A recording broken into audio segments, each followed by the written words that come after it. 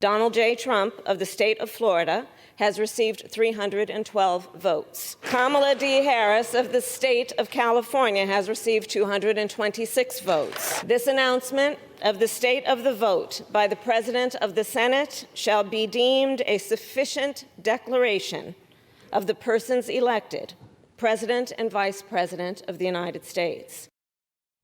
And that is how it's done. President-elect Trump's victory is certified exactly 2 weeks before he will be sworn in the inaugural on January the 20th for the second time, which has only happened one other time in U.S. history. So it is a very big January that we roll into here. You saw Vice President Harris carrying out her duties and what the New York Times called an awkward task of certifying the vote that she lost, although it has been done before by Al Gore, by Richard Nixon in similar situations.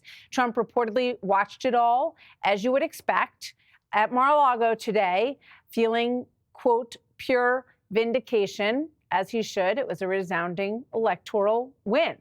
And that is the way it works. So let's bring in our panel, Gerry Baker, Wall Street Journal editor-at-large and Fox News contributor, Rich Lowry, National Review editor-in-chief, and Jessica Tarlov, host of The Five. What a great panel to start the year off with. Great to have you all here. Welcome. Happy New Year, everybody. Gerry, let me get your thoughts on what we just witnessed, a very civilized announcement of the winner of the 2024 election by the loser. Yeah, it is an awkward moment. Obviously, you said there have been precedents. It's several times it's happened in the last 50, 60 years or so. But that is democracy in action. That is how it should be. That is, a losing candidate, as it happens to be the vice president. She therefore is the president pro tem of the Senate, has that duty to do that. That is how it should look. Didn't quite look like that 4 years ago, as we well know. And we're all glad to say that, fortunately, there is no disagreement about the result this time, and America can unite, I hope, around the president. Your thoughts, Rich? Yeah, well, look, I don't praise Kamala Harris very, very often, maybe ever, but standing up and doing that's not easy, and she fulfilled her constitutional role, so hats off to her.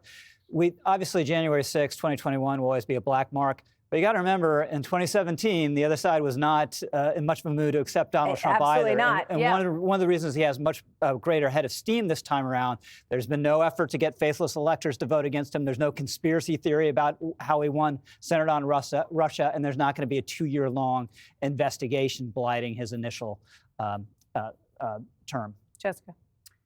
Well, I think that there's a big difference between people questioning the results of the election and then ultimately showing up to vote to ratify them. Hillary Clinton coming out and giving a concession speech and, yes, giving a few cable news interviews afterwards, talking about how he didn't think it was an illegitimate win versus what happened on January 6th. And it has been interesting is the kindest word I can see to watch all of these Republicans who came out in the wake of January 6, 2021, calling about a dark day in American history, that Donald Trump is personally responsible, that he should be held responsible for it. And now, they have fancy jobs in the new Trump administration, or they're, Senator Thune, the new majority leader, walking around saying, well, I was clear about what happened then, and I just want to move on, and I want to move forward. And that is where the American people are. I don't live in that's exactly the most important thing. The American people, I think regardless of the fact that there were efforts to try to drag them back to January 6th, they were done with it.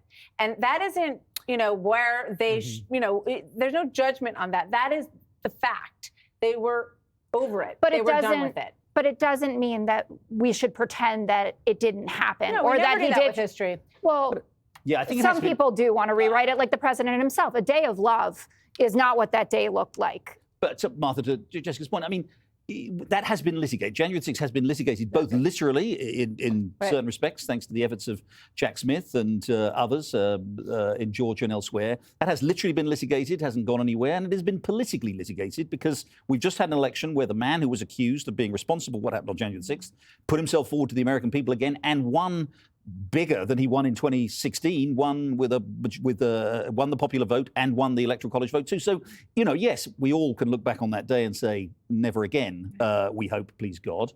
But it has been absorbed by the American people, processed by the American people, and they've decided that whatever happened then, these are the circumstances of right now, that Donald Trump should be president. Yeah, if there's been a referendum on January 6th, Trump would have lost. But there are other concerns that are more prominent in voters' minds, the border prices. But he's the person that they chose, regardless of all of that. And I think that is, and we never, you know, history is what it is, and you look back at that day. But I think it's so interesting that the people of the country elected the person who was there on that day that as the person who they believe can fix where we are right now, and with some pretty revolutionary plans and ideas, and we'll see how that plays out. Here's one person who is not in the greatest mood these days.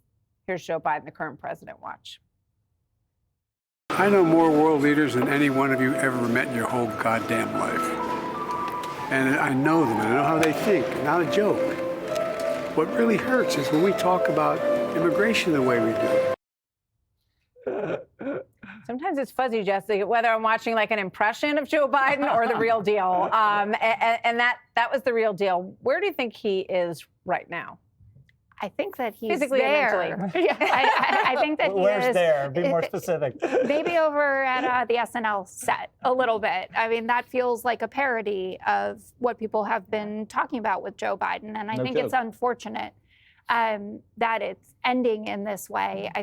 I have hoped kind of over the last several months that we would get back to more of the, you know, the conciliator in chief, the empathizer in chief, where he would be able to be more of the 2020 Joe Biden, talking about the real pain and traumas that Americans have gone through. And yes, what he has done to try to fix that and improve the economy. And there are real metrics that you can point to say that we have gone in a positive direction. But I worry that, you know, he's a little too angry at this particular moment. I think he's ending his presidency pretty dismally, I mean, pretty catastrophically, actually. And, you know, everybody looks back 4 years ago and says Donald Trump ended his presidency badly because of January the 6th, and they were right. But look at what Joe Biden's done. So, you know, he's pardoned his son. Most people, I think, agree that was a kind of disgraceful thing to do, especially the kind of preemptive or the nature of it, that any crime that he's never even been accused of yet that he may have committed, he's been pardoned for that. He's come out with this host of, you know, somewhat dubious, I think it's fair to say, presidential medals, pinning medals on all kinds of people, but not all Americans, certainly are models for all Americans. He did this decision on Nippon Steel and the takeover of the U.S. Steel Company last week, which is a disgraceful kick in the teeth for one of our most important allies on no basis whatsoever. He's really, I'm sorry to say, but, you know, he had a chance to go out on a high note, having stood down last July and having come out of having his designated successor, having lost the race.